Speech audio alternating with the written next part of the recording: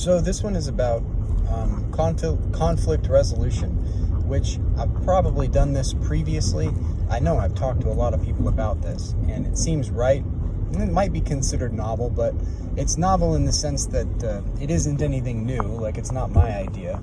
It's this type of thing is in the literature, and it makes sense. It's just with each new generation, we sort of lose the language of our elders. That's why, like, if you read the Bible, it's like reading something in another language. Like, I have a very hard time understanding the things in it because it's so far removed from the way people communicate now. But anyway, so conflict resolution. So in practice, what this might look like is you're going to have, usually it's like interpersonal conflict, though it could be intrapsychic. I mean, you might be a person where you have competing impulses within your head. Part of you wants one thing, part of another, and you can't figure out head nor tails of it.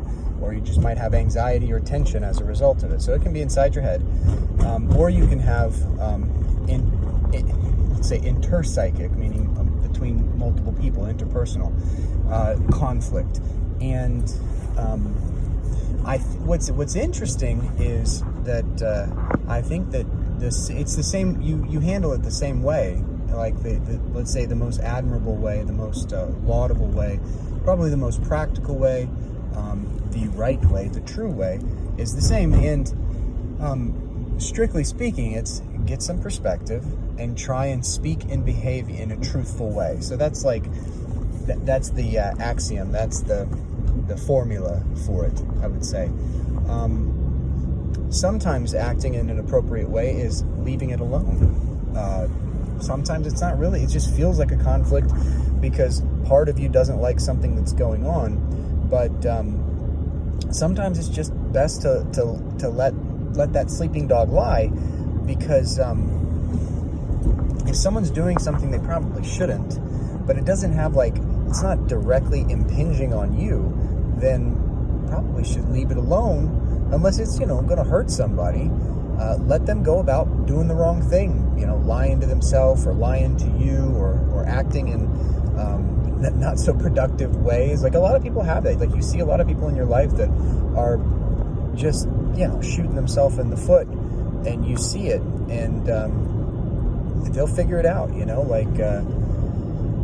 The way you would handle that, though, I think the religions have the correct strategy. So one strategy is obviously leave it alone unless it's totally reasonable to intervene. The Christian notion, which I think is correct, which it's just an outgrowth of the philosophy underpinning Judaism, is that you want to become a fisher of men, meaning get your stuff in order. If you don't want to run around trying to give people advice or trying to argue people into different behaviors, because it doesn't really work. It's not practical. It's not ideal. So what you want to do is become the best person you can. Wake up early, exercise, eat right, become competent, figure out a way to be wise. Generally, that's a path via humility. Be humble, and people will, maybe they'll ask you, but maybe not. Maybe they'll just do exactly what you do. You can have a good impact on people. You can have probably more practical impact that way.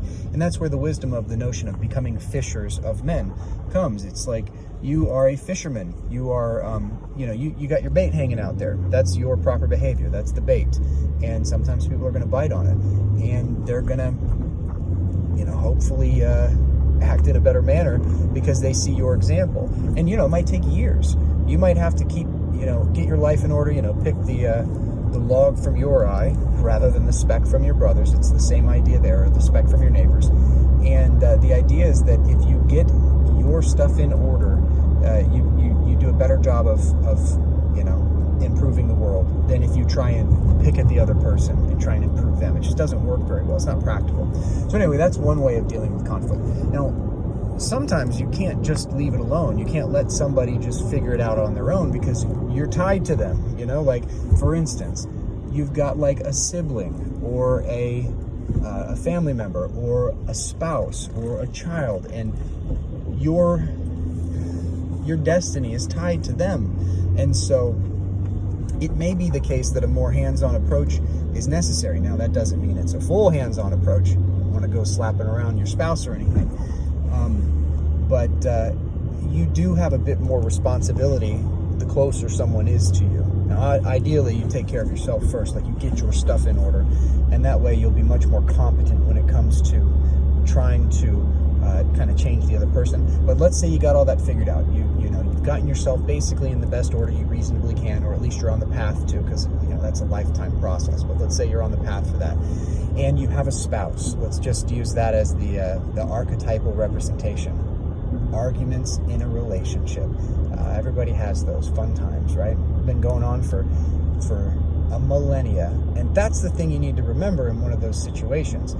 If you're having the exact same argument, like the same spirit that you've had with a spouse repeatedly, it's likely the case that men and women have been possessed by whatever subpersonalities are possessing you and have been having the same argument for tens of thousands of years. It's the same thing. What ends up happening is when, based on probably your hormonal profile, your general mood, and you may have to watch other videos to get what I'm talking about, but I'll jump straight to the front of it. Your general mood is going to be such that certain subpersonalities are likely to come to the fore. In other words, your personality is basically the constellation of subpersonalities that you put forth, the constellation of behavioral patterns and thoughts that you put forth. And your spouse is going to have the same thing. They're going to have a slightly different constellation of subpersonalities that tend to come forth, a different coterie of behaviors or patterns of behavior. And that's your personality, that's their personality. And the individual subpersonalities within you that contend with the one that is temporarily possessing the other, that's the argument. And so a lot of times as a man, and this isn't always, it's a temperament thing. There's a lot of overlap between masculine and feminine temperaments.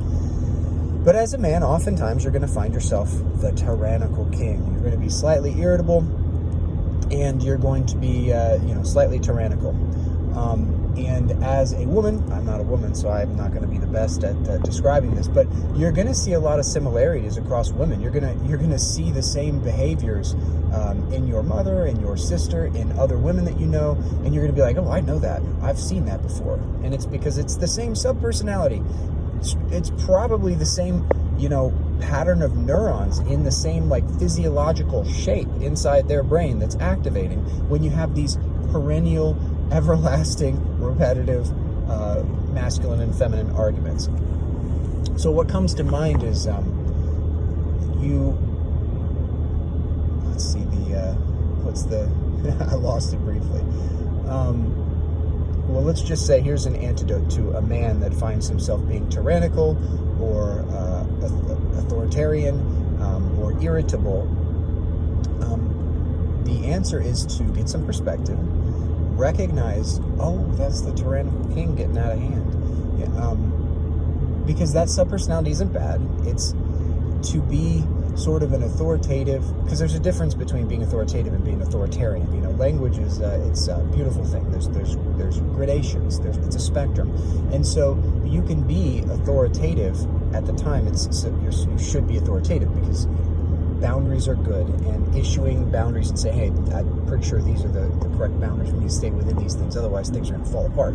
That's an authoritative imposition of boundaries.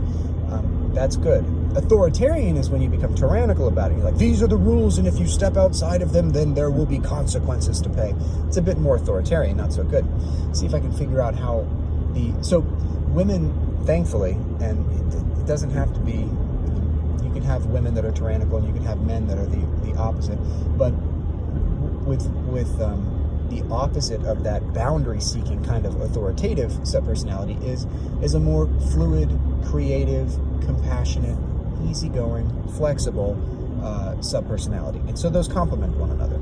You've got a guy that, due to testosterone probably, is going to tend towards being authoritative and irritable. And you're going to have a woman, or it can be a guy that does this as well, doesn't matter, who's going to be more flexible and more compassionate and more easygoing. And so you've got this balance. Between those two, you find the golden mean. That's the idea. But if you're having an argument about, hey, these are the rules, we need to do this, and you need to calm down and relax a little bit, we can bend the rules here. What you're having is that is the balance of how to raise a kid or how to make it through life. It's a balance between those two poles. And if you find yourself like possessed by the tyrannical king or possessed by the chaotic mother, then you're just acting out the same kind of drama that's been acted out for tens of thousands of years. And so if you can notice that in the moment and say, well, hold on a second, who's ruling the roost in my head currently? And if you can, if your spouse or the other person involved can do the same, then you can rise above this conflict and say, well, let's actually just kind of hash this out. Let's dial it back a little bit rather than the tyrannical king. Let's just make it the authoritative, benevolent, not dictator, but you get the idea. And then instead of the chaotic mother, let's dial it back and be just the compassionate yet reasonable mother. So you dial back those sub-personalities a little bit. And the way you do that is by, number one, noticing it. And number two, putting it's a nomological net is the psychological term for it. Nomological net, as in name net. Now, what's interesting about this, and I've probably talked about this in previous videos, so it goes, but here's another interpretation. What's interesting about it is that nomological nets are useful in psychology. That's why we put diagnoses on certain situations. By putting a name on something, a true name, it puts a sort of net around it and reduces its potency. So if you go into a psychologist's office and you have no idea what's going on and your life is all chaotic, and they say, oh, well, you're just you've got depression. Well, now you've got a name for it, and you've got a net because you've got, okay, these are my symptoms. You can move forward from that. What's interesting about that is we'll go backwards in time. The way the Christians used to do exorcisms is you would not engage with the demon. You would ask its name, and that's all. And you see that, I believe that's what Christ did in the story with Legion. What is your name, demon? You don't engage with the subpersonality. That's one. You got to remember that these words like demon and angel, sometimes, perhaps not always, but let's say often, they are reflections of psychological constructs. So Nietzsche said that the mind is basically filled with demons and genii, so demons and angels basically, and those are subpersonalities. Those are different aspects within your mind, and if you've got them all oriented properly in the correct hierarchy within the pantheon, then what you have is a well-ordered mind that's filled with angels basically. And if you do not, if your subpersonalities are oriented improperly in the hierarchy and they are out of whack, they're not at the proper spot in the spectrum given the circumstances, well, then you're beset by demons. And you when you talk to someone who has a major mental illness or someone who's suffering from depression, it's like they got some demons, and people say that's actually the language people will use. They're just like, boy, he's dealing with his demons, So anyway, this notion of recognizing, putting a nomological net over these aspects of your personality that are at play in an argument or in a conflict is actually quite useful. Let's go back a little bit further in time, go back to Buddhism. How does Buddhism say that you should handle, let's say, life in general?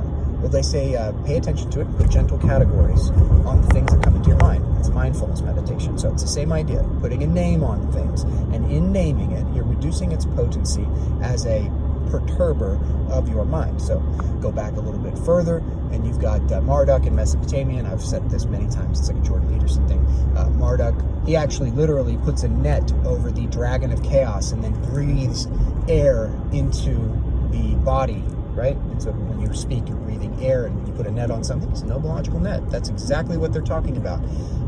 Or let's say that's one interpretation. It's a psychological interpretation of what they're talking about. And we have that in modern psychology with nomological nets. It's the same thing. So as it relates to a conflict you might be having with the spouse, first off, find out what subpersonality is ruling your roost at that moment, Let's say if it's one that's speaking truth, which happens a lot with men, they're like, as long as I speak the truth, I'm okay.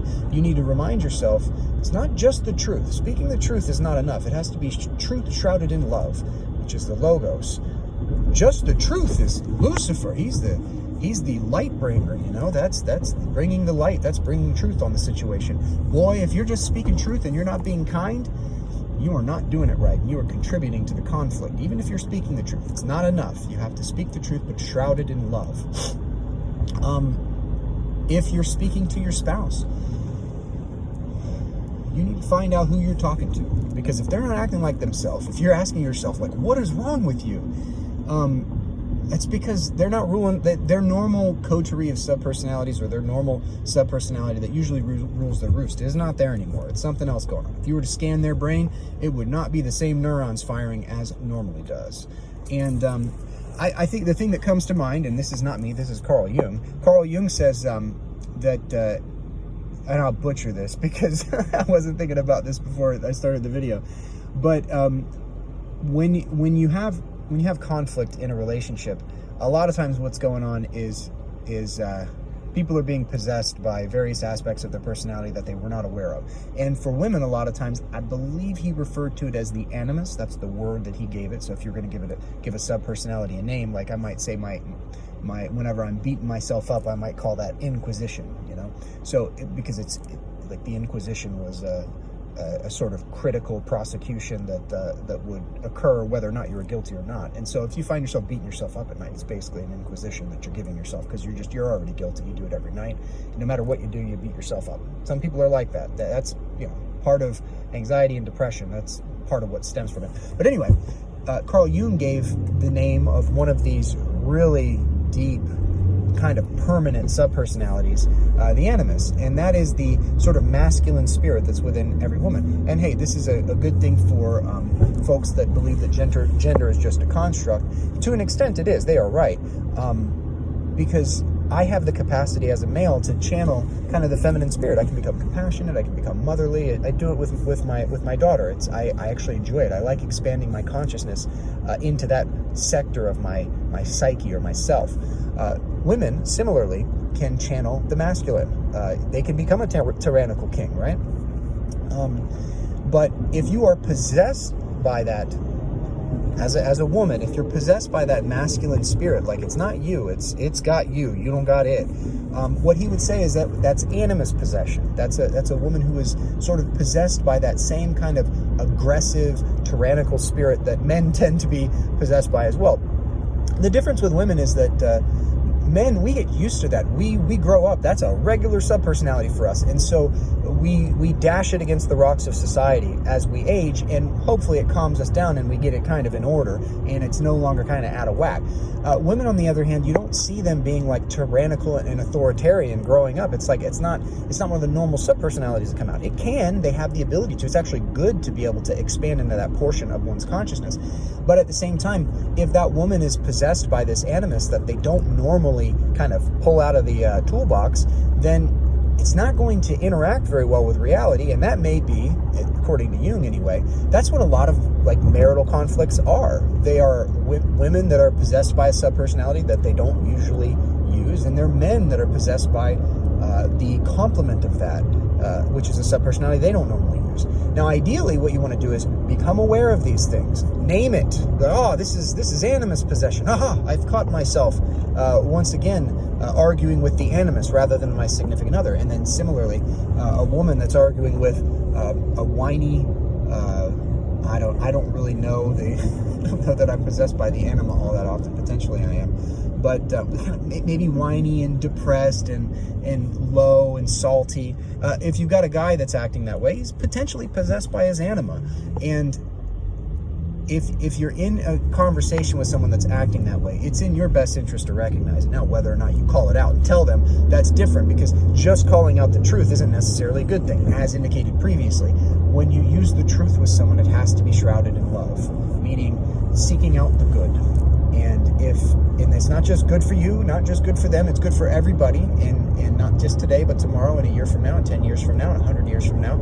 It's very complicated to be seeking out the good in that way. So you want to be really careful when you're speaking the truth to someone, and not using it as like a battering ram or as a scythe. You know, you want to be using the truth for the good. This is a much longer surprise how long this video has turned out to be. But anyway, when dealing with conflict, especially with like someone who's close with you or a significant other, you need to recognize whether or not something needs to be done. It may not be the case. It may be the case that that person is just they're gonna figure out what they're doing wrong, and the best way for them to do that is on their own, without having you fight them along the way. You're not gonna make things better by fighting them. That's one way. Alternatively, if it's something that you do have to intervene with, the best thing to do is to recognize you might be possessed by a subpersonality that you're not aware of, and you need to be careful about it. And some of the ones are easy to recognize, the perennial classics of humanity, and if you pay close attention, you can see them in you.